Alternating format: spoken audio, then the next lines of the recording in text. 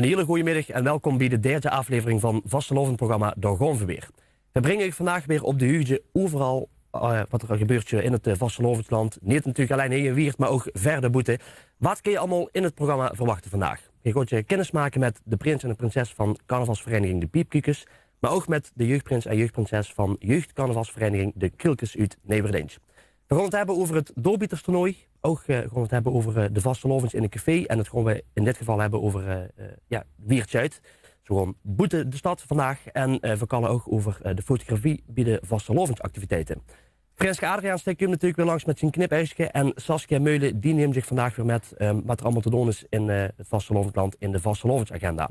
En natuurlijk hebben we net als vorige week weer muziek in het programma. En als hij erbij zit geweest op 8 januari bij het Doorgonverweer dan hij ze er al kunnen zien. En vandaag zijn ze in de studio de mannen van Twee Ongerijn. Kijk aan. Goedemiddag allemaal.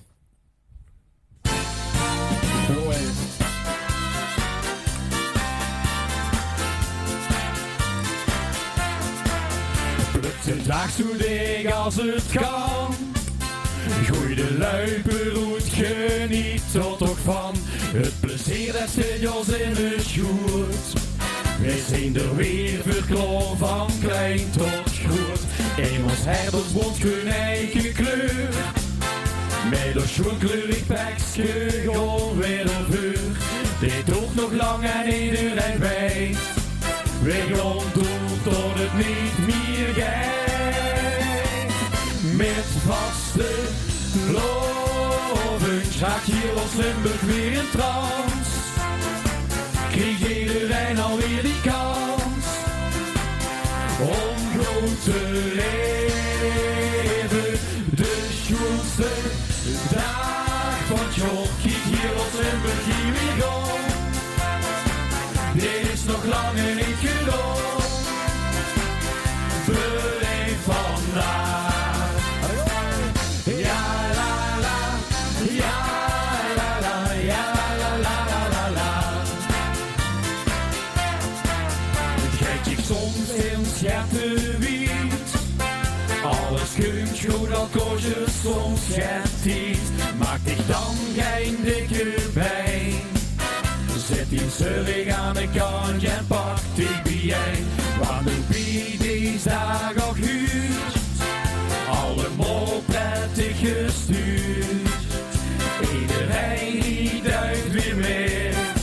Dat ik nog niet eens aanzien ben. Met vaste lovens gaat hier ons Limburg weer in trance. Krijg iedereen alweer die kans om goed te leven.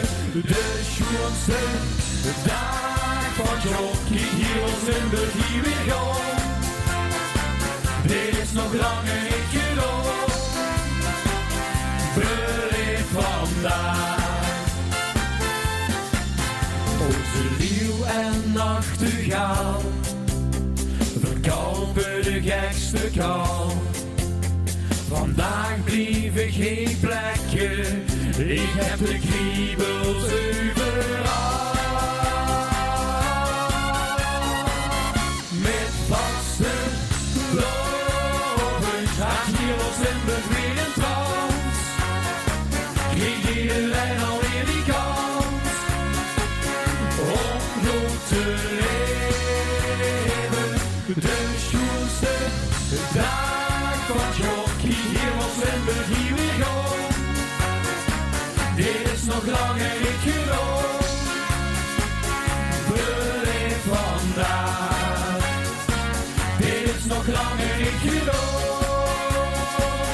Beleef vandaag.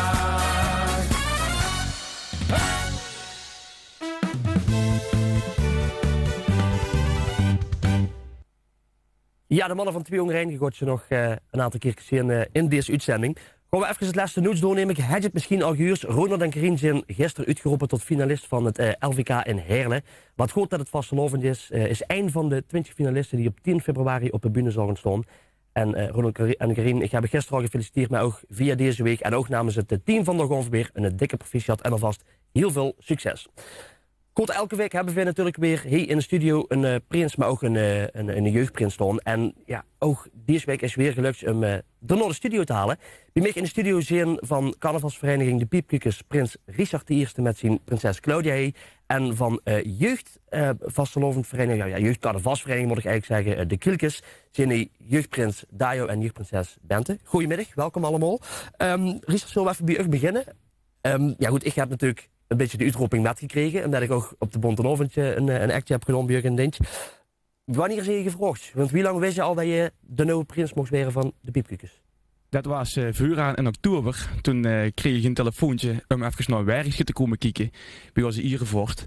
En dan kom ik binnen en daar waren de Niels gewoon verhaal verteld en een tas koffie gedronken.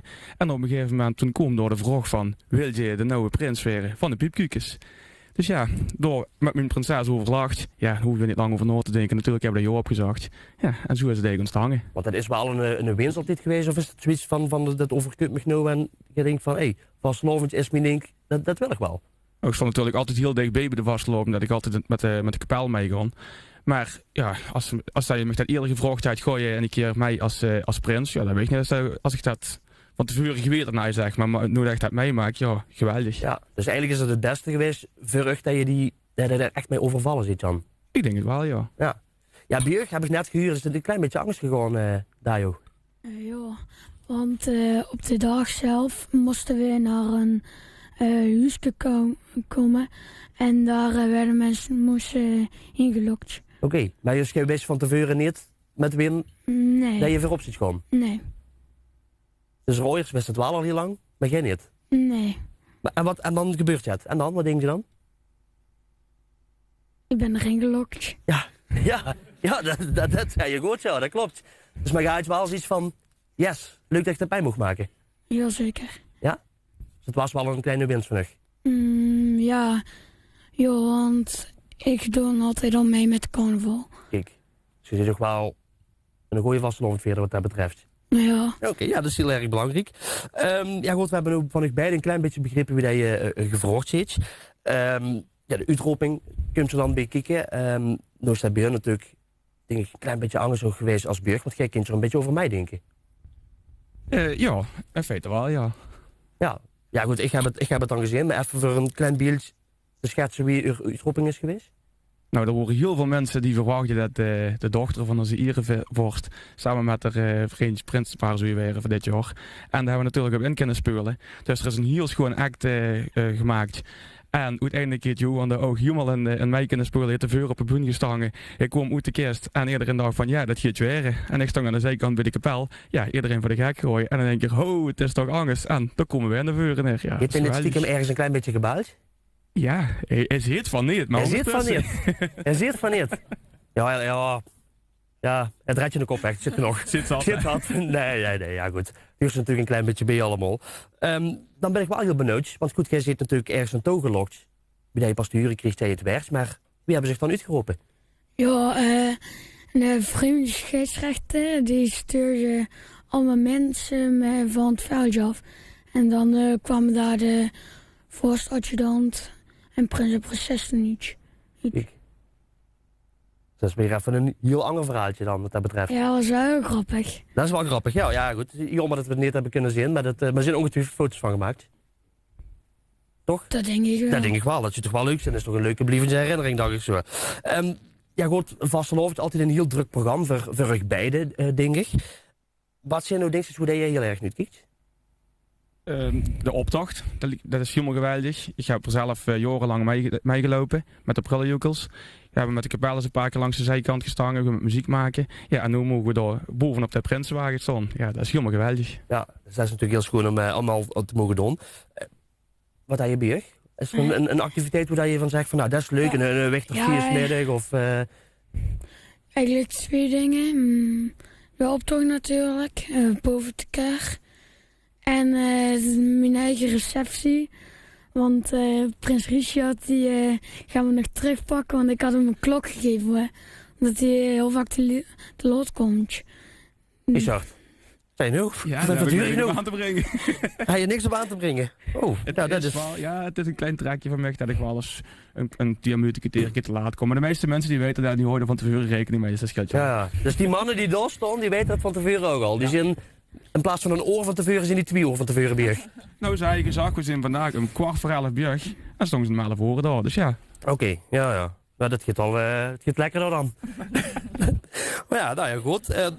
Het zijn gewoon dingen hoe je in ieder geval nooit tokens kan leven. Wat natuurlijk belangrijk is bij een prins, want dat heet elke prins, dat is een onderscheiding en een devies.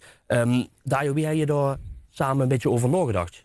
Nou, dat hebben we zelf niet gedaan, maar onze ouders wel. En iemand heeft die zelf helemaal uitgetekend. Kijk, en hoe is het aangedacht? Want onderscheiding, wat is het precies? Ja, want mijn prinses doet dan gitaar spelen en voetballen. En ik doe heel veel voetballen. En daarom is het ook het orde van muziekbelken. Omdat dan een bal, daar bedoelen ze een belken mee. En dan muziekbelken. Het is gewoon lekker de hobby's een beetje samengevoegd. Ja. Nou, heel leuk. Ja, maar als we het gebied hebben, is er nog een beetje gitaar kunnen spelen in de studio. Niet?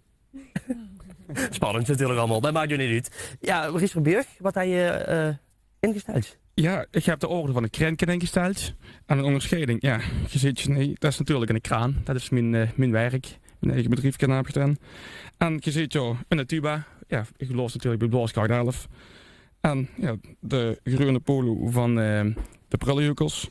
Ja, en voor de rest, ja, dat is het eigenlijk. Ja, dat is gewoon een heel schoon combinatie van. Ja. Nou, ik denk dat die doorzetten, die zit namelijk van het krenken op Biertje uit. Die zie je volgens mij ook wel heel keer wel dingen een beetje zo willen hebben. Gooi er nou ook met de vastelovens? No. Not krenken? Op Dat kindje? Dat stuurt dat nooit nog neer op het programma. Oké, maar, ja, dan kan het even geregeld worden. Daar even opschrijven, dan kun je dat even gezellig ja, regelen. maar een nachtje dans zit erbij. Dus oh, kijk toch. Ik heb wel begrepen dat dat goed gaat komen. Oh, oké. Ja. Nou, als de voorzitter zit, dan zit het goed in ieder geval. Ja goed, de onderscheiding hebben we gehad. Een devies natuurlijk heel belangrijk. Wie gooi je de vasteloven door? Onder het devies van piepkikjes, kraan aan de kant, vies in het land. Ik ben ik heel erg benieuwd wie dit bier is. En mijn vies, alle krullen samen, einde kliek, deze was loventje, chic. Kijk, en dat draai je dan ook allebei samen? Of vindt prinses Bente weer hier zijn andere devies? Ja, samen. Gewoon lekker samen. Dat kaart je dan ook samen met volle borst? Ja. Oké, heel goed. Nou, ik kon je in ieder geval heel erg danken voor de komst naar de studio. Ik kon nog in de hele schoenen vasteloven te binden. Geniet er enorm van. Want, ja, je weet, het is altijd heel snel voorbij. Dus elke minuut pakken. Dat gaat goed komen. Ja. Goed, dankjewel voor de komst naar de studio. Ja.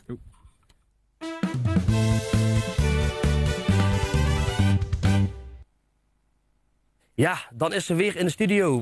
De mensen tegen inderdaad al zo lang ken. Die mag je het op zien groeien. Frenske Adriaans, kumt eraan. Frenske, Ja. daar zie je weer. Goedemiddag. Ja, toen zijn we weer gelukkig. Zo, Hè? ja, deze aflevering voor de deze keer voor natuurlijk het knipeigenscherm, want die gooi je natuurlijk wekelijks brengen.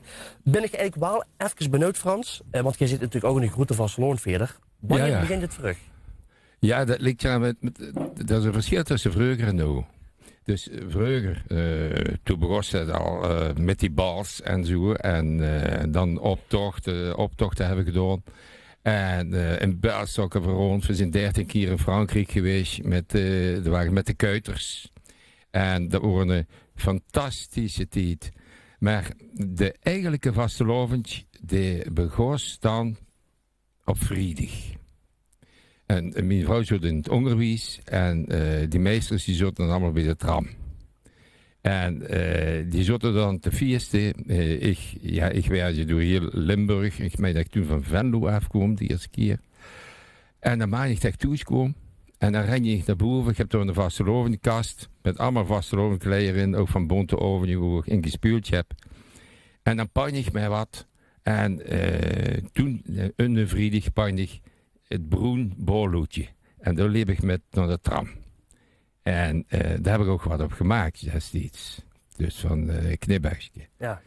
Maar ook de echte eigenlijk vastelovend, die begon dan eigenlijk met die bonte ovenje. Waar je met spuulje. En later regisseerde en spuulje en schreef. En de wichtermiddag, waar dat ik in haai. En een groot talent. En dan moet ik zeggen, Donno, dan viel alles van de gaaf. En dan huurde je die harmoniekjes in de stad. En dan kon je niet meer om de stoel blijven zitten. Dan ging je vanzelf huppelen en dan ging je lopen en dit en dat. Ja, en met die bontoon heb ik 40 jaar vast volgooien. Ja. Dus de grote en de klein erbij. Ja, heel prestatie in ieder geval. Ja. Nou goed, fijn om te weten wanneer in ieder geval Eurenvasteloven begost. Is dat nog steeds zo? Gooi je nog wel een klein beetje? Ja, maar minder. Dus die vastelovendag, dan ben ik niet te tuien, wie ze dat zeggen. Dan kunnen ze tenthieringen naar me houden, maar dan houden ze me niet binnen. En schoenen is mijn vrouw geeft helemaal niks vastelovend. Dus meestal in godsnaam moet ik maar alleen gewoon, hè. Maar Dat vind je niet erg, Frans. ja, Dat gewoon- maak je me niet wies. ja, het is even wennen, hè. Dat kun je Maar- altijd goed. Kun je altijd goed. Kijk. Kun je altijd goed. Maar dan gaan we op stap met de mannen van Brukitia. En dan beginnen we op zaterdagmiddag om 4 uur voor vroeger 1 uur. Ik ben door de president van het president, noem ik me zo. En oprichter, die is de zaad Hermenieke. En over 2 jaar bestonden we 4,5 jaar. Nou, kijk. Dus Moeten we even opschrijven, hebben we weer een reden met geen door de studio te halen. wat denk je? Dat bedoel ik. Ja. Ja goed, je had je weer een aantal knipbeestjes meegenomen, Frans. En Ja. we zijn erg benieuwd. Loopt gewoon. Ja, ik leef rookstekkers en ook angler, lieve dames en heren, moet ik eigenlijk zeggen. Ik ga het zoiets met Rob Troever dat ik bij de tram binnenkwam en daar zaten allemaal die onderwijzers en dat wordt eindfeest. Maar er liep er ene bij en dat zag ik. Dat wordt helemaal niet verklet. En die keek met een nies gezicht. En die zag dat hij naar anger en toen huurde ik dat hij hoe Hollands kan. Je wordt een Hollander, die heet toevallig binnengewijd voor. Kunnen goeie mensen zien. Maar die dronk 2 glazen bier en toen had hij hem goed hangen. En toen kwam hij naar me toe en ik ga dit hoedje op. Dit bruin hoedje eigenlijk op. En toen keek ik naar en toen zag je zo, je bent net een stomme archeoloog, zag hij zo tegen me. En toen gaf ik hem een antwoord en daar heb ik gelijk een knipbeestje op gemaakt. Dekselen. Soms zijn mensen voor mij heel erg meen. En dat zijn ze die altijd hatelijk zijn. Het beste kun je dan niet op dat soort letten of je dan direct vlot op een nummertje zetten. Met vastelovend zat ik bovenop mijn kop een heel schoon bruin rond bolhoedje op. Wie zo'n dat flauwe mich zo net zoog, zag je bent net een muffe archeoloog. Toen zag ik vloeisters goed, hé brave. Gij ziet Ruud of ik zoiets op heb gegraven. En dan heb ik het nog een gemaakt. En dat gaat erover dat sommigen die gewoon willen ze lijn op stap. En ja, hebben het zoiets over gehad. Maar wat ik nog gemaakt heb, dat is niet het woord. Sliet niet op mij en ook niet van op Bios Toes. Op Annie hoe ik een contract met heb. Hè. Pas op. De duivel. Beer bij sneven kom weer eens laat toes. En sloop toen naar boven zo stil als een moes. Met zijn vrouw wacht je boven aan de trap, met een wit laken over zich als een wranggap. Stop drinken, riep ze kwaad. Ik ben de duivel, gij weet geen woord. Hij zag, schet je goed met dat gekaak. En wacht tot ik eens kennis met ik maak. We zijn namelijk familie op een keperbeschouwt. Want ik ben met de zuster van u getrouwd. Alsjeblieft, Rob. Dat Dankjewel, Frans. wordt die van deze week. Dat hoorde je van deze week. Ja. Maar ja, ik ga binnen hier staan in ieder geval de Haagse van Forsmark. Ja. De Haagse. Ik ga op mijn gang nog een beetje zo wegstaan, hè, dat ze niet meer kunnen zien. Maar daar in ieder geval de Haagse Als ze weg is, dan is de beer op. Ja.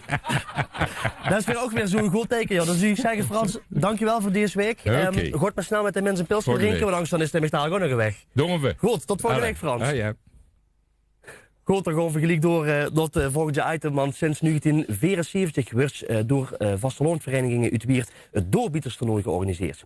Ieder jaar wint Jan op een ludieke manier eigenlijk een vasteloonvereniging dit toernooi, waardoor ze dan het jaar erop voor de spellen mogen gewoon zorgen en dat allemaal mogen verzinnen en regelen. En bij mij in de studio, als sowieso geen onbekendje, William Frenke. Eén natuurlijk een keer in de uitzending geweest, ook als prins van de Brugwachters. En Jan ook, welkom mee in de studio. Leg me heel even uit, het doorbieterstoernooi. Wat is het precies? Voor degenen die niet weten wat het is. Het liep me sterk, maar even kort. Dat is dus in 1974 begonnen, net als dat je zag. Dat was hier zo'n voetbalwedstrijd. Daarna is er eigenlijk meer zo'n eergestaan van, het vastelovend, het duurt zo lang, dat is pas in februari en dan moet je weer een jaar wachten. Laten we daar iets leuks en ludieks mee doen. Laten we daar spellen doen. En dat is een soort spel zonder grenzen principe. Dus zijn we een x-aantal jaar door mij doorgegaan, 6 spellen. De winnaar mogen het organiseren. Alleen dat werd steeds lastiger. Dus het organiseren van de spellen is geen probleem. Maar het hele facilitaire gedoolstromeer, dat was echt een groot probleem voor veel verenigingen. Dus wat hebben we gedaan? Een paar jaar terug zijn we als stichting Doorbieterstoernooi aan de beurt gegaan. Wij doen de faciliteit. Wij doen alles regelen rondom het toernooi. Zodat of niet. Zoiets in de geest. Maar dan kunnen de winnende vereniging, die kan alleen zich focussen op de spellen. En dan komen dus ook hele ludieke en schoon spellen uit. Ja. En dan hoor je het schoen gescheiden, het faciliteren doen wij. Hun kunnen lekker creatief zijn en dan krijg je er een schoon toernooi van. Ja, en wat is nou precies de reden, Jan, dat je eigenlijk nooit een vastelovend zit? Want dat is nooit eigenlijk rond die periode, maar dat dan toch altijd vastelovendverenigingen met. Ja, dat is hem wat William zag. De tijd is veel te lang tot je weer vastelovend is. En er zijn heel veel mensen die kunnen niet zo lang wachten, die moeten zich kunnen uitleven. En nou, daar zijn we door door de doorbieterstoernooi te organiseren. Kunnen ze zich toch lekker op uitleven. Ja, nou, je geeft al aan, die verenigingen die mogen dan de spellen bedenken en dergelijke. En je zorgt voor een facilitair gedeelte. Maar denk je ook mee in die spellen met van dingen die ook echt haalbaar zijn om te doen dan? Nee, daar laten ze helemaal vrij in. Dus ze krijgen zelfs een budget van ons. En maak er maar wat goeds van. En dan is het ook van hun verantwoordelijkheid. Dus hun moeten wel regelen dat die spellen er staan. Dat het enigszins veilig is. Daar zit je een factor alcohol bij. En het laatste spel moet je dus heel erg oppassen. Dus, maar daar hebben we eigenlijk nog nooit eigenlijk hele onhaalbare dingen gehad. Dat doen ze echt prachtig goed organiseren. Want daar hoeven ze zich ook alleen maar op te focussen. Ja. Dus dan creëer je creatieve schoenspellen en soms wel uitdagende spellen. Maar het is altijd schoenen naar te kijken en schoenen mee te doen. Ja, dus voor dat budget wat ze dan krijgen, dan kunnen ze eigenlijk alle materialen voor dat spel kunnen ze door mee aanschaffen of eventueel door te maken. Ja, dat is geen probleem. Oké, nou. Goed. Elk jaar bent je dus een vereniging. Afgelopen jaar hebben er een aantal dames gewonnen, heb ik begrepen. VV Vetnel. Ja, die moeten dat nog gaan organiseren. Wie zie je er, wat je zegt, je lot je heel veel vrede in. Dat was een bewuste keus. Was een bewuste keus, ook nog. Dat moet je me even uitleggen. Nou, laten we zo zeggen, je kunt je jury kun je altijd umkopen. Ja. Nou, een VV Vetnel is echt professioneel aan het umkopen geweest. Dus dan waren ze nog heel duidelijk, die willen zo gaan winnen. Dan laten we ze nog winnen nog. Ja, tip je dus echt voor elke vereniging, wil je geen doorbieterstoernooi winnen, moet je iets met de organisatie doen. Iets met penning, iets met een glaasje beer, misschien een broertje frikadel. Kun je een veertje. Oh, dan is al bijna gewonnen. Dan is al op kans gewonnen. Nou kijk, dat is helemaal ideaal om te weten. Nou, dat is eigenlijk voor de deelnemers dat ze dat even weten, dat ze er in ieder geval gebruik van kunnen maken. Kun je een klein beetje vertellen wat er dan dit jaar gaat gebeuren? Volmondig nee. Volmondig nee? Nee, dat gaan we dus niet doen, want we moeten nog een paar vergaderingen hebben. Met VV Vetnel, waar je al veel gesteld iedere week bijeen te komen. Maar ze hebben het nogal zwaar. Ja, gelukkig niet. Nee. We kunnen iedere week. Dus, elke dag is wat. Ja, maar ja. Het feit is dat ze zichzelf nog alles moeten bedenken. Ze weten hoe het is. Want het is ieder jaar bij de scheidsrechtersvereniging op Bosseve. Ze weten wat ze door hebben. En het is aan hun. Dus laat maar komen. Ja.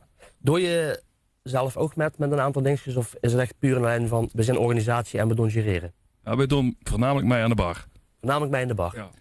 En we helpen ze natuurlijk hoe dat het moet. Hè. Dus we helpen elkaar erin en we zorgen voor de faciliteiten, dat klopt. En hun de spellen, maar als ze hulp nodig hebben, kunnen ze altijd aankloppen natuurlijk. Ja. We doen het samen. Kun je me misschien nog even een beetje kortig uitleggen wie het gereren dan in het werk zit? Want je zei dat we zijn natuurlijk met heel veel beren en dergelijke zijn we wel om te kopen, maar leid je ook specifiek op bepaalde dingen? Wat we hebben is dat er altijd gastjuryleden zijn. Dat zijn ook meestal mensen uit de vereniging zelf. Waarom? Die hebben de spellen bedacht. Die weten hoe ze op moeten letten en wat er ook het ludieke aan is. Kijk, wij stonden er met een paar man bij. Altijd een oneven aantal. En dan werd er gejureerd natuurlijk op wat ze kunnen en vooral wat ze niet kunnen.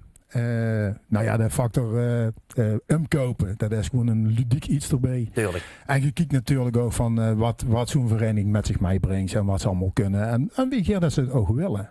En dat is nu het schoenen van alles. Vroeger waren ze zelfs een beetje afwachtend, dat ze alles moesten organiseren. En nu willen ze gewoon. Ze willen geen winnen. En dat ze dan iets leuks mogen doen. En dat is eigenlijk de kerngedachte.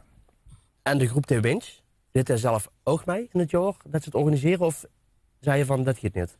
Het ligt aan het aantal mensen. Over het algemeen doen ze dat niet. Want ze hebben de mensen nodig voor het opbouwen en afbreken enzovoort. Maar als ze een hele grote groep hebben, dan kan het wel eens zijn dat ze misschien mee willen doen. Ja. Dat hebben we één keer meegemaakt, geloof ik. Oké, nou goed, de deur zijn nog even verder de doorbiedstoernooi is. Maar dat is altijd weer een hele grote happening om daar ook te gaan kijken. Niet alleen om mij te doen, maar ook om er nog te gaan kijken. Daar hebben we dus ook veel goed voor geregeld. Dus het is niet zo groot als bijvoorbeeld zo'n 6 kan op Boezel. Hè. Dat is hoe dat de 26 verenigingen meedoen.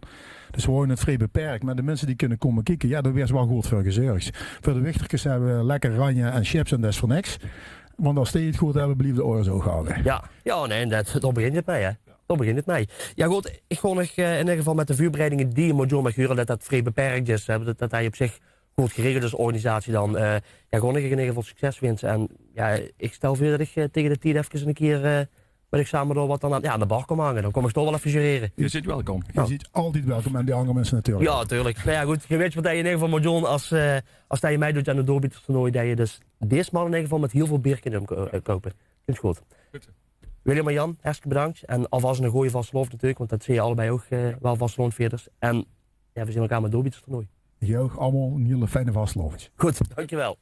Ja, dan gaan we weer door naar de muziek. Hoe dat we in deze begin van de uitzending natuurlijk ook mee zijn begonnen. En de mannen die we op 8 januari ook bij ons door weer festhaaien. De mannen van 2 onder 1. Dan gaan we weer, jazeker. Het is niet voor de vierste, dames en heren. Laat maar komen.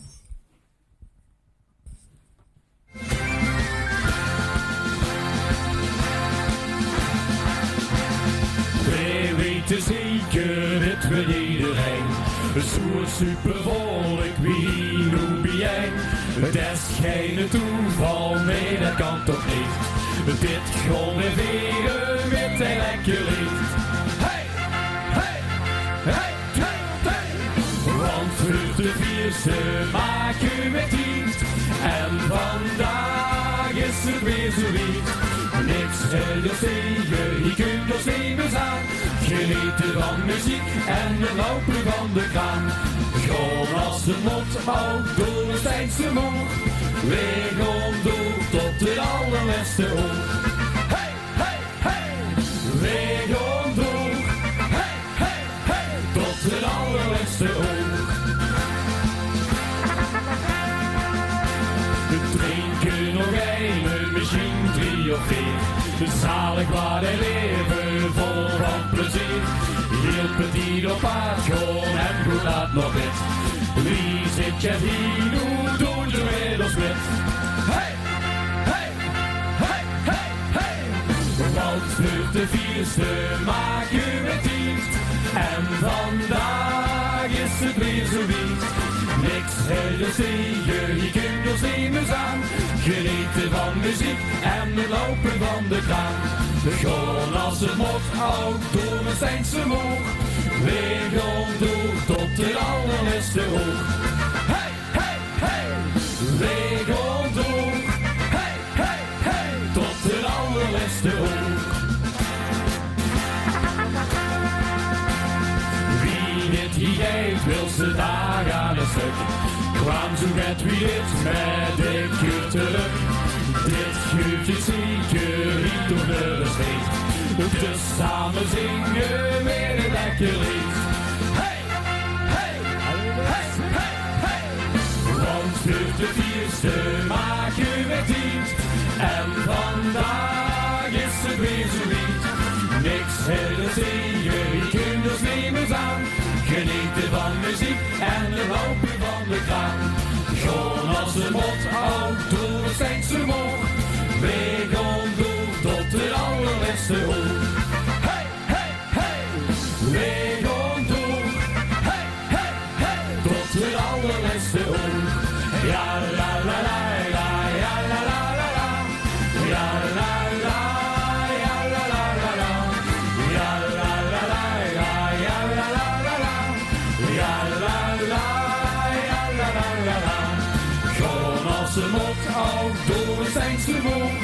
Wij gaan door tot de allerlaatste oog. Hey, hey, hey. Wij gaan door. Hey, hey, hey. Tot de allerlaatste oog. Ja, la, la, la, la, ja, la, la, la, la. Ja, la, la, ja, la, la, la, la. Ja, la, la, la, ja, ja, la, la, la, la. Ja, la, la, ja, la, la, la, la. Ja, la, la, la, la, ja, la, la, la, la. Ja, la, la, ja, la, la, la, la. Ja, la, la, la, la, ja, la, la, la, la. Ja, la, la, ja, la, la, la, la. Kijk eens aan, wat een gezelligheid.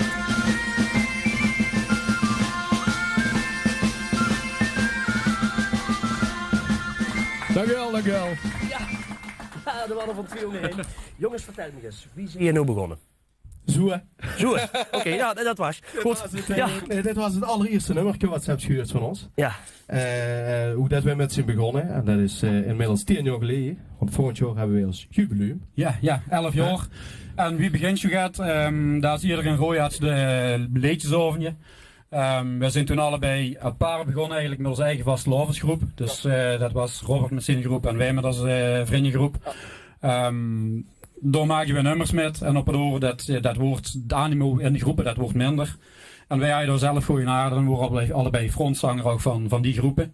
En wij hebben ze op het oor samengepakt. En we mogen erbij zeggen dat we ons natuurlijk al jaren kosten van onze vaders. Die allebei actief zijn bij de Moes of Paatzangers. Yes. Natuurlijk. Hè? Ja. Ook heel belangrijk natuurlijk. Dus volgend jaar een feestje, dat is één ding wat zeker is. Ja. Wie gooi je dat veren? Ben ik wel benieuwd. Ja, daar zijn we zelf eigenlijk ook een beetje over aan denken. Okay. Ik denk sowieso in nummers natuurlijk. We gaan denk ik nog wel een extra nummer maken, iets in dit trant. Ja, en wie weet wat er nog allemaal over spaat gaat komen. Als hij een feestje hoort, veel komen geren als het nog ongeveer team. Ja, dat geloof ik. Nee, of zo goed het waren, dat weten we niet. Het zal met name inderdaad meer in nummers zijn en of dat we daar een keer een extra lel kunnen verkopen. Maar dat zal het hier uitwijzen. Daar zijn we nog inderdaad over een klasje neer. Ja. Even over de nummertjes. Schreef je die zelf? Ja. Over het algemeen gaan we ieder jaar ook weer een rondje van Sloantje gewoon een beetje nadenken en ja, dingetjes, ideetjes opdoen en weet ik wat. Guido komt dik met ideeën aan en dan zit van, is dat niks, hè? Is dat wel leuk? Dan gewoon ik meestal weer met aan de gang samen met de Spap, die ook een actief tekstschrijver is. En dan zei je vervolgens, nee, dat is niks. En dan zeg ik, dat is niks en dan gaan we dat strepen en dan maken we dat helemaal te gooien. Nee, dat is flauwekul. Maar dan meestal de tekstvuurtje kun je nu uiteindelijk met de Spap samen het roet en dan gewoon ik meestal muziek iets onder zetten. Dat weer teruggekoppeld naar Guido. Die geeft zo weer positieve reacties op. Oh, toch wel? Maar de ene keer gaat dat beter als zanger. Ja, natuurlijk. Ja, en door uiteindelijk rolt je een eindproduct doet. En dan, maar is het wel eens voorgekomen, Guido, dat je zegt met van ja, sorry jong, met een leuk idee, maar ik zie het niet zitten? Nee, in de regel weet je wel met, omdat wij sparen er redelijk vol over, ook van tevoren, van welke kantje willen we op en hoe gaat dat herkijken. En dat is inderdaad op textueel gebied, dat ga je gewoon fine-tunen. En ook een stuk muziek met de redelijke basis, die hebben we dan meestal hebben Robert en Jan die goed staan. Kijk, dus dat is inderdaad de puntjes op die stukjes fine-tunen. Maar het is niet dat echt nummers helemaal afgeschoten werden. Ja. En hij natuurlijk ook diverse wedstrijden, hè. Neem het MLNF, CMC Live en zo. Je hebt natuurlijk ook al een aantal van dat soort wedstrijden met gedaan. Chilletje. Ja, al een paar keer zelfs. We hebben toevallig vorig jaar aan het CMC Live hebben met gedaan. Dit jaar MLNF. Een paar jaar, wie lang is dat geleden al? Dat is al 7 jaar geleden dat we aan de MLNF met hebben gedaan, dat we tweetjes zijn geworden. Vorig jaar CMC zijn we 4 geworden volgens mij. Ja, de 4 jaar en dan, ja goed, dat zit weer als alleen die wedstrijden natuurlijk. Ja. We hebben inmiddels toch al de nodige optredens ook in het Limburgse gehad. We hebben inderdaad met CMC, door de Kumstal Wieter, stonden in de regel ook op zaterdag ergens in Venlo op het podium. Dus ja, dat zijn leuke dingen. We hebben een keer in Gulp op de vastlovensfinale gestangen, dus we zijn in het Limburgse wel een redelijk rond geweest. Ja. Het LVK? Dat is eigenlijk ook nog op Liesje steeds. Ja. Maar dat is moeilijker om door te komen dan dat soort. Ja goed, maar dat heeft misschien even de tijd nodig. Maar als zij er dan zitten, is het altijd leuk om dat met te maken. Dan gaan we er zeker van genieten. Ja, het is geen doel op zich, maar het is natuurlijk wel een schoen kersenpetaar als ze dat een keer zoet halen. Ja, inderdaad. Ja goed, ga je het al erover dat je de nodige optredens hebt? Vastelovend, wie zit er dan niet? Hij dan ook veel optredens of je is dan niet? eigenlijk over het algemeen niet. Nee, de hooibeurs is een beetje rustig. We hebben inderdaad een paar keer bij de verkenschap gestaan op het bargebal op maandag. Ja. We hebben daar nu eigenlijk een beetje van gezegd, we stonden op zaterdag wel nog met 4 in de verkenstal. Maar dat is eigenlijk rondje vastlovend, er zijn niet optreden nu. Dus we hebben gezegd van daar veren we zelf gewoon in rooien en daar gewoon zelf aan een goede kantje van de tap staan. Precies, want wij veren hem zelf ook heel geer. Als je vervolgens met van alle mannen zing de nummerke, dan is het geen probleem. En rooien is dat geen probleem. En dat zal een rooien of eventueel misschien zelfs in weer een beetje in een rego zal er nog niet een probleem zijn, maar het algemeen dan looien we het gewoon rustig. We gaan in ieder geval niet Limburg in. Nee, oké. In deze zin. Nee, dat wist het per. Die was gewoon nog heel benieuwd naar wie je dat invult. Ja goed, jij hebt ook een schoen nummerke gemaakt. Wie zie je op dat schoen idee gekomen? Ja, dat is een goeie. Ja, dat kwam in één keer. Ping. Nee, ja, weet je wat het is? Met de vastelovend, de zit toch over het algemeen, de vastelovend wordt geveerd in een café, ja. En het wordt uiteraard de laatste tijd steeds groter, massaler, pleinen en zo. Hartstikke schoon, geweldig, met de charme, dingen, hoe dat de vastelovend begint en is en nog steeds mot zijn. Was in een café. En daar zitten ze met die vriend samen, met een kliek. En de kastelein die verzorgt zo de hele avond, 10 in drank. En daardoor was eigenlijk ook al snel het idee geboren van een ode aan de kastelein. De zingende kastelein, die door de hele avond voor dich, met veel plezier, 10 dranks gemaakt. En daar hebben we een nummer van gemaakt. Ja, ik heb hem een aantal keer gehuurd. Ja. Heel veel mensen hebben hem natuurlijk ook al gehuurd. Maar ja, je zit er toch, dus ik zou zeggen, hoe is hem erin? Ja, doen we dat. Goed. Laat maar komen. Dan gaan we hier.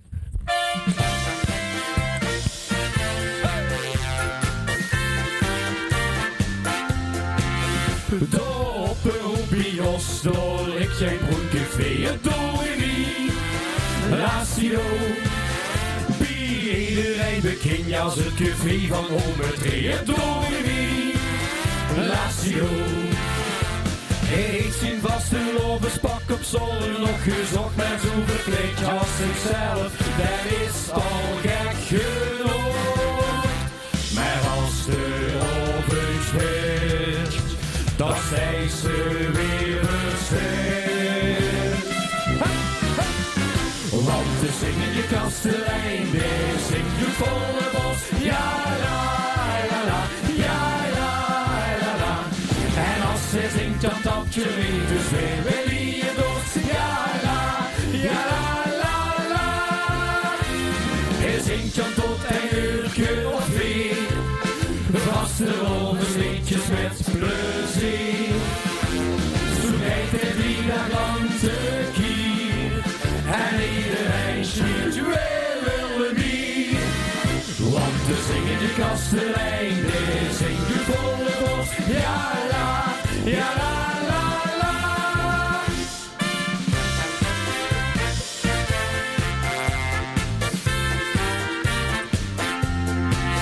Hey, blijf maar aan de gang zien, ze moet veel doorstaan en Doremi, Lazio.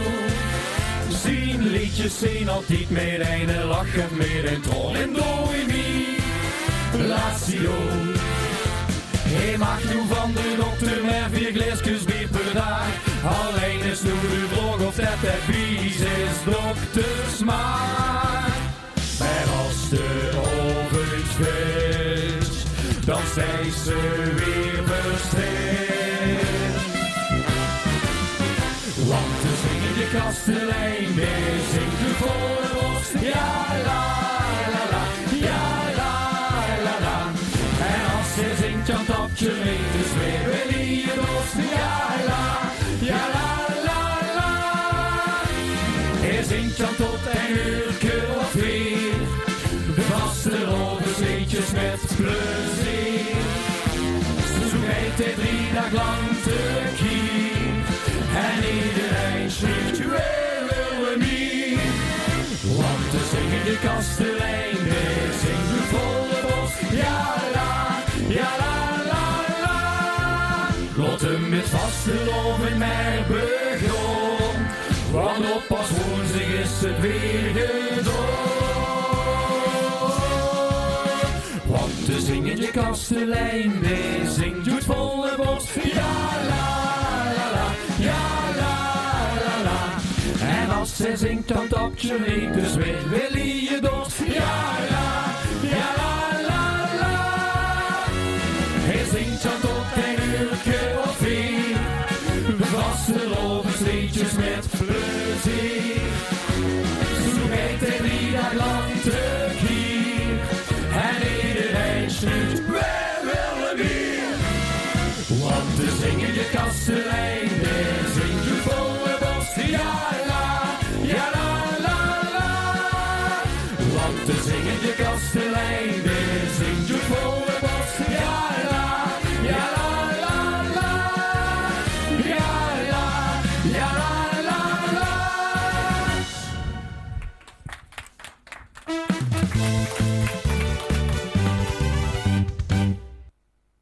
Ja, een schoon nummerke van de mannen van Twee Hongerijn. Een nummerke wat ook zeker in het Bierterland mocht gereisd gaan weer met die Vastelovendag. Daarover gesproken, ja, met die Vastelovendag, dan gooi er lekker buurt samen met haar vrienden de café in om lekker te feesten op echt wel de schoonste Vastelovenmuziek onder het genot van een lekker glaasje bier. Want, zegt eerlijk, dat duurt ze gewoon mee. Nou, dat kun je doen in cafés in de binnenstad, maar ook buiten de stad kun je een aantal cafés vinden die toch met de Vasteloventje door keer op keer weer een schoon feestje van maken. En dat begint je ook, moet ik toch best wel zeggen, denk ik, Niels, dat een beetje begint te komen, ja, ook op Weert-Zuid. Het begint te borrelen, ja. Het begint te borrelen, ja. Ja, we gaan het even hebben over het café Het Krenken, want daar ging het over. Toch ging het nu ook steeds meer groeien met de Vasteloventje. Ja, het werd steeds groter. Het werd steeds groter. Is er voor haar met die Vastelovendag wel gewoon gezegd met van nou, kotje en we draaien wat muziek en dat is gezellig? Nou ja, muziek werd altijd gedraaid in de kroeg. Niet alleen met de Vastelovend natuurlijk. Nee, maar ik bedoel, voor haar dat je, ik heb net gezegd met van, we maken er gewoon een lekker feestje van en nu begint het steeds meer te borrelen dat je ook wat activiteiten wilt gaan doen. Ja, we hebben nu sinds vorig jaar een nieuwe activiteit, dus borrelbal op Weert-Zuid. Dat hadden we eerst nog neer. Dus daar zijn we mee gestart, zelf een eigen organisatie. De werkgroep hebben dat ook opgepakt. Die hebben het nu ook in het programma staan, dus die komen met het deal gevolgd naar ons toe. Ja, dus dat is eigenlijk ook een beetje een samenwerking dan. Zo kan ik het eigenlijk best zin. Vorig jaar nog neer, want we hebben het zelf opgestart. Zeg mooi hoepen, gaat het lopen ja of nee? Dat is gelukkig wel gebeurd. Dus de werkgroep is helemaal bij ons geweest vorig jaar. Die vond ik zo gezellig dat ze ook in het programma op hebben genomen. Ja, want wanneer ga je dat dit jaar organiseren dan? 10 februari, vrijdag 10 februari. Ja, op de dag dat ook het LVK-finale plaatsvindt. Ik durf het niet te zeggen. Ja, dat is dan, Dus, dat is dan toevallig, ja. En goed, je zegt al, je zit er zelf een beetje mee begonnen. Wie pakt je dat dan op? Want je kiest natuurlijk ook zelf het broedspaar dan uit. Ja, je begint rond oktober, november gaan we vergaderen. Samen met Wil van Ratingen, dat is wel van de werkgroep, ook van de Bond Hoven, dat zullen jullie wel kennen. En dan het zit me helemaal niks eigenlijk. Nee. Zal ik me introduceren? Of nee, alsjeblieft. Ik zit in mensen werkelijks, dat is toch... Nee, doe me niet. Ja, dan gaan we bijeen zitten met 6 man. Zo, zeg ik het goed? Ja, Mark Oppetroet zit er nog bij. En Sherelle, het zuster van Michelle en de moeder. En door dan gaan we kiezen. Ja, dat is toch altijd lastig om de mensen bijeen te krijgen. Je moet een brede groep creëren, niet alles in dezelfde kliek. Dus dat is de voorbereiding voor ons. Ja, ja goed, dat heb je. Heb je dan nog een andere vastloopactiviteit die je er dan bij pakt? Of is het gewoon... Nou, dit is de carnavalszaterdag, is de optocht op Weert-Zuid. Dan komt er ook volgende bij ons in de kroeg, maar verder eigenlijk activiteiten bij ons in de kroeg. Ja, de werkgroep die vertrekken bij ons en die komen terug. Maar echt activiteiten hebben we niet. Maar de optocht trekt niet meer langs, hè? Niet meer. Niet meer. Dat is echt zuntje. Ja, daar moeten bij de gemeentes in, die hebben de rempels op de wieg gelakt. Dus ze komen niet meer. Ja. Ja, je kunt het zelf misschien een beetje door... Ja, nee, dat is misschien weer een oneindig credo, weer gezeur, maar dat moeten we natuurlijk ook niet helemaal hebben. Ja goed, we hadden het er voor de uitzending al een klein beetje over. Het begint nu allemaal heel langzaam. Stel, er zijn mensen die zeggen met van nou, wij hebben misschien wel een leuke vastloopactiviteit die we graag bij ons hier willen horen. Iedereen is welkom. Iedereen is welkom. Ja. Dus dan gewoon even binnenlopen, lekker glaasje erbij drinken en dan kun je het er gewoon over hebben. Zeker. Iedereen als ze ideeën hebben, altijd leuk. Ja. Ja, heel goed, want het is wel leuk dat er natuurlijk steeds meer ook ontstiert. Dat je ook mensen die ook van Weert-Zuid zijn, dat je die ook een beetje natuurlijk door kunt houden. Dat die niet per se... Dat is wat bedoeling, ja. En trouwens gaat ook het rondje Weert-Zuid. Dan trekken ze ook bij ons langs. Kijk, ja. Nou, zo'n borenbal, om dan even toch op terug te komen, want dat is wel heel goed te happening. Er komen veel mannen af. Wie bereidt zich toch eigenlijk op vuur als café zien? Ja, ik denk dat Michelle ook er wat meer over kan vertellen. Ja, daar zijn we eigenlijk al vanaf oktober, november mee bezig. En ja, we zijn sowieso met de werkgroep, die komen dan de datums doorgeven van dat ze bij ons vertrekken. En dan proberen we er ook een beetje mee te kijken of we dan met een datum uitkomen. En dat we er dan ook bij betrokken werden. Ja, de vuurbereidingen zelf, ja, dat doen we met 6 man, dus... Oh, dit. Langzaam? Voor mij? Oh. Oh, oké. Ja, oké. We horen het gebeuren. Ja, de vuurbereidingen, daar zijn we nu volop mee bezig. En dat begint je eigenlijk aankomende week met de mensen bellen die dus eigenlijk erbij huren dan, die erbij moeten zijn. En voor de rest zijn de technische dingen nogal. Bestel die chocoladechocolade van, dat moeten we zeker hebben. Ja, we hebben wel een draaibuksje, en dat moeten we even doorlopen nog de laatste week. Ja, goed, dat is bij in ieder geval allemaal gruintje. Dat is fijn om te zien. Ik hoop ook echt dat er nog wat meer activiteiten gaan komen. Want dat is wel steeds schoner om te zien dat ook buiten de stad café's liggen die steeds meer willen dat het alleen maar gaat groeien. En ja, ik hoop dat doordat we nu een klein beetje de aandacht aan hebben besteed, omdat je ook het boerenbalbier gaat, dat meer moet gaan groeien door bier op hier. Ja, zeker. Dat is in ieder geval heel erg schoon zijn. Ik kom in ieder geval met de bonten in de touw. Komen we afgepakt hier hoor je. Dus het gaat in ieder geval goed. De surf zeg je nog iets, want er zitten een paar van die zoepers bij dat sta je moet bellen voor de berenwagen tussendoor. Dan echt niet te bellen. Oké, nou dan hebben we dat er nog een hoes is. Kijk, dan hebben we dat in ieder geval schoon metgenomen. Ja goed, dan wil ik in ieder geval bedanken dat je in ieder geval een klein beetje hebt kunnen toelichten over het boerenbal. En ja, hopelijk hebben we nu in ieder geval mensen van Wiertzijd ook een beetje kunnen aansporen om met ucht te komen kallen, om ook weer meer Ja, daar doe je ook voor, voor de mensen. Daar doe je het voor. Ja, tuurlijk. Ten slotte, we hopen dat er nu een aantal zijn die zeggen met van nou, daar willen we een touw, daar willen we geer een schoenactiviteit houden. Zij het voor de wichter, zij het voor met de artiesten en alle. Die mogelijkheid die beetje in ieder geval. Ja. Oké, nou, dank voor de komst naar de studio. Hartstikke bedankt. En dan was een goede vastelovend. Ja, we zien ons met die dag. Ja, de mensen thuis ook een goede vastelovend.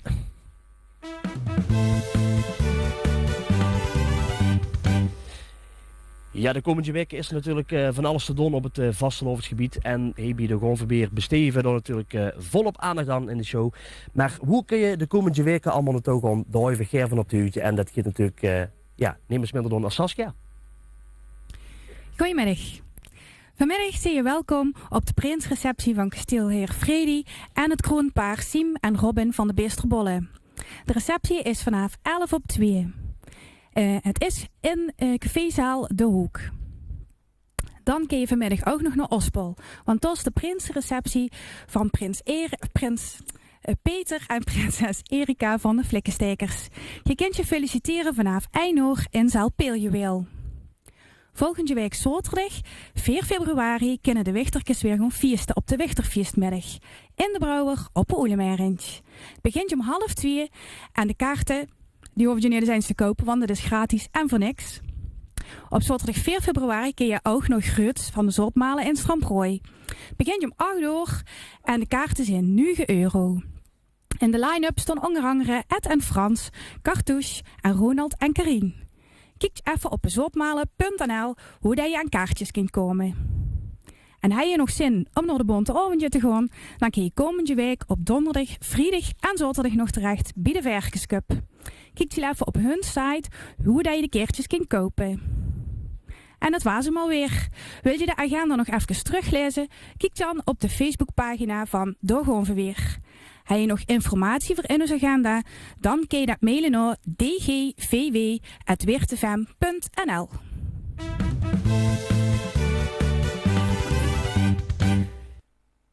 Ja, bij de vastelovendactiviteiten daar werden altijd door een hele hoop mensen foto's gemaakt. Kennen ze op Facebook, Instagram, Twitter en dergelijke. Allemaal om te kijken hoe dat ze zien en met wem dat ze door zien. Maar ook zie je vaak bij de vastelovendactiviteiten fotografen rondlopen die voor de verenigingsgroep foto's maken. En een van die mensen, dat is Adrie Hendricks. Adrie, goedemiddag. Goedemiddag, hoor. Ja, je zit bij de Rogstekers en je doet jou behoorlijk wat foto's maken. Dat moet best gezegd werden. Ja, sinds kort zit ik al niet met de Rogstekers, wel verbonden daaraan. Maar nog steeds inderdaad als fotograaf. Dus volop foto's maken, joh. Ja, nou laten we het daar ook even over hebben. Want ja, zoals ik zeg, we zien veel fotografen bij verenigingen rondlopen. Denk je aan een receptie of andere activiteiten. Maar hoe leid je nou op als je daar een foto mee gaat maken? Nou, als we een foto gaan maken, dat is nogal divers. Het is hier bij de angst als je een Bonte Oventje artiestenfoto maakt. Of als je bij een boerenbal of zoiets. Hoe je het meest oplet is wezen verkleed zien. Of ze leuk zien. Of het aanspreekt en het leeft spontaan. Dus niet zomaar van, gooi eens even klaarstaan, dat leeft ze niet. Alhoewel ze dat wel meestal geen willen. Ja, en dat vragen ze dan nog natuurlijk, van kun je even een foto maken? Ja.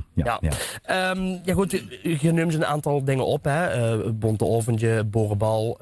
Zijn dat ook een beetje de activiteit hoe dat je het meeste bij betrokken zit? Of doe je ook metwerken bij foto's maken voor de optocht? Optocht, ja. De hele optocht, zowel de Wichteroptocht als de grote optocht, maken foto's.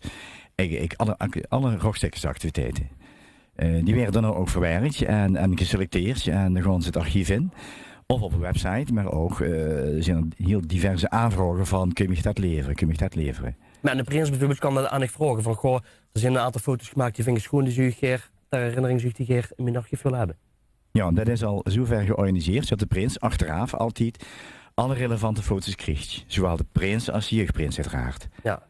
En gooi je dan, als dat rockstickers de recepties gewoon bezoeken, gooi je dan ook echt mij als fotograaf? Of is het alleen dat je bij de receptie van de prins, dus van de rocksticker zelf, door de foto's maakt? Ja, en dat is inderdaad nou, in de tijd was ik er kort bij betrokken omdat ik als rocksticker mee ging. Noem ik inderdaad regelmatig ook de toestand mee. En als het dan de receptie aan de gang was, dan maak ik er wat foto's. Nu ga ik die recepties niet meer met, tenzij er een speciale opdracht is, een grote onderscheiding gegeven wordt. En de rocksprekers vragen van, wil je mij gewoon, want er is iets belangrijks aan gebeurd. Ja, is het nou altijd een beetje een hobby van je geweest, Adrie, dat het fotograferen? Ja, al heel lang. Ik doe het volgens mij ongeveer 12 jaar. Dat is ook begonnen als een hobby met een heel klein toestelje. En langzamerhand uitgegreid. Langzamerhand ga je ook wat meer via Photoshop werken, combinaties merken. Zo gebruiken we dit ook op het nieuwsbrieven, vierbedje, dat soort dingen allemaal. Ja, ja, dus daar kunnen ze even gewoon altijd veel benaderen van, daar willen we graag wat schoon foto's voor hebben. Ja, het is ook zo dat diverse grafische ontwerpers, als die posters moeten maken voor langs de kant, een boerenpaal bijvoorbeeld of wat dan ook, dan komen ze bijna altijd bij mij terecht, omdat ik een heel groot archief heb. Dus buiten het archief wat de rockstickers hebben, heb ik zelf ook nog steeds een kopie, zodat ik heel snel kan reageren van oké, moet je een foto hebben van de winnaar van de Gouden Rog bijvoorbeeld. Hij de eis nodig, dan stuur ik die. Ja, oké, nou dat is wel even goed. Ziet hij dat allemaal nog in het archief uit. Dus mensen kunnen gewoon voor dat soort dingen wel benaderen. Ja, zo hier. Maar het gebeurt ook dat particulieren me benaderen. Die weten van, ik weet dat je een heel schoon foto hebt gemaakt. Zou ik die mogen hebben, is geen enkel probleem. Stuur ze een mailtje en stuur er zo meer toe. Ja. Sinds verder ook geen kosten aan verbonden is allemaal. Nee, oké. Nou zie je natuurlijk verbonden ook een klein beetje bij de rockstickers om door de foto's te maken. Maar als iemand anders en ik zie vragen met van Zuidje Bios voor de vereniging een foto's willen komen maken bij de recepties, sta je er dan voor open? Ja. Dat zeker. Er zijn ook diverse activiteiten hoe ik dat heb gedaan. En er zijn ook particuliere initiatieven, die hebben dit gevraagd. Jawel, het is een hobby. Het is dus niet commercieel. Je loopt dus niet met heel dure apparatuur nodig. Ik ga het niet betalen daarvoor. Het is geen uit de hand gelopen hobby eigenlijk. Precies, nee, dit is wel, alle mogelijkheden zitten er wel in, ja. Oké, nou ja goed, ik denk dat we wel een klein beetje, want ja goed, we kunnen natuurlijk wel dingetjes, kunnen er nog dieper op ingaan met van ja, wie doe je bepaalde dingen, maar het is met name wel goed om te weten hoe dat je op let als dat je een foto maakt voor een vereniging of van een prins of dergelijke of artiest. Maar ook gewoon om te weten dat je gewoon te benaderen ziet. Dat als mensen gaan zeggen met van nou, we willen graag iemand hebben die foto's kunt maken op onze receptie. Ja, dat is geen enkel probleem. Dat is geen enkel probleem, kan dat niet. Oké, nou ja, mochten mensen nou bij zichzelf denken met van nou, dat zou je wel graag willen, dat je coach, dan kunnen ze ook altijd ons mailen. Dan zorgen wij dat die in contact met je komen, zodat je daar foto's kunt maken. Is prima op. Goed. Kan altijd. Ja, Adrie, bedankt voor de komst van de studio. Ik ga nog een goede vastelovend tenminste. Ja, en we gaan elkaar ongetwijfeld met die dag treffen. Maar zeker, we zien elkaar zoveel, dat zal wel lekker. Dat klopt, goed. Ja. Goed, dankjewel Adrie. Ook bedankt. Goed, tot zover weer deze aflevering van De Gaan Verweer. Het is weer enorm rap voorbij gegaan. Volgende week dan zijn de prins en de jeugdprins van Vastelandvereniging De Moezevangers hier in de studio. We kijken vast vooruit naar de Lambiekenovenj. We gaan in gesprek met de vorst en de toekomstige vorst van Vastelandvereniging De Rogstekers. En we kallen met Vastelandvereniging De Zwieloeren over de taken van de prinsen begeleiden. En op Luc hebben ze natuurlijk ook alleen maar een jeugdprinsenpaar. Maar Franske Adriaans, dan zie je ook weer terug met zijn kniphuisje. En er is volgende week muziek van de Wierter Barbies. Heb je nog nieuws of activiteiten die je Geert ter aandacht wil brengen in De Gaan Verweer? Laat ons dat gewoon even weten. Stuur ze een e-mail naar dgvw@weerdefm.nl. En ook kun je ons natuurlijk volgen via Facebook. Facebook.com/DeGaanverweer. Wil je het programma nog eens op en gemaakt terugkijken? Dat kan natuurlijk. We herhalen deze uitzending op zondagavond om 8 uur. En op maandagavond om 8 uur kun je ook het programma nog eens rustig terugkijken. Ik bedank u voor het kijken en ik zou zeggen, Geert, tot volgende week. En we sluiten natuurlijk muzikaal af met die mannen van 2 Ongerein. Dankjewel.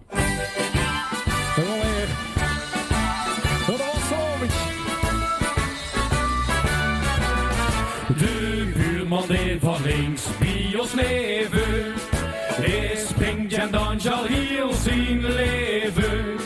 Maar met vaste loven ging de zoveel slaat, dungels te boven en reaal op zich gaat.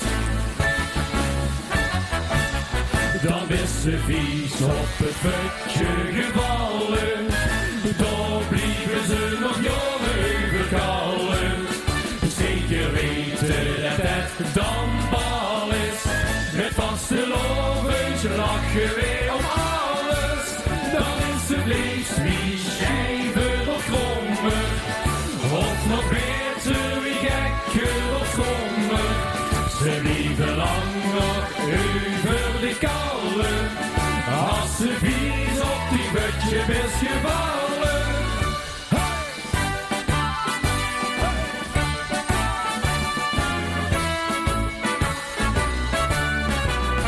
Oostvingers met die dag dans Marieke, ze wil Jan keer ook alles laten kieken.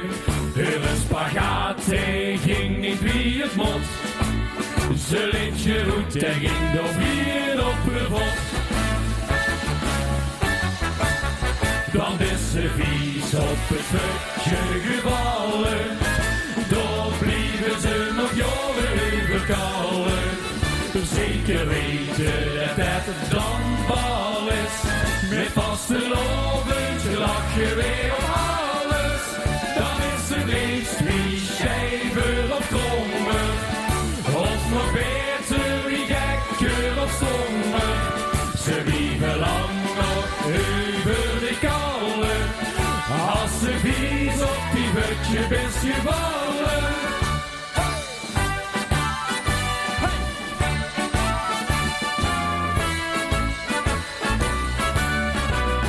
Bij ons was ook de prins weer goed geroepen, voorzien de vies toen op een stoel gekropen. Hij heeft het tot toen niet goed aangepakt, en is kravaats door de stoel heen gezakt. Dan is ze vies op het futje gevallen, daar blieven ze nog jongen overkallen. Zeker weten dat het dan bal is, met vaste lovens lachen weer om alles. Dan is het liefst wie schijver of krommer, of nog beter wie gekker of stommer. Ze blijven lang nog over de kallen, als ze vies op die butje best gevallen.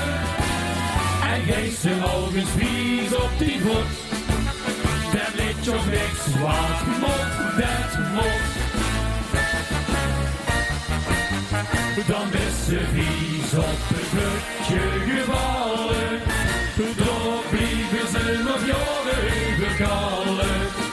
Zeker weten dat het dan bal is, met vaste lovens lachen weer om alles.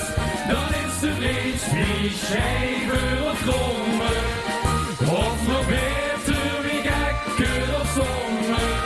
Ze blijven lang nog over de kallen, als ze vies op die butje best gevallen. Als ze vies op die butje best gevallen.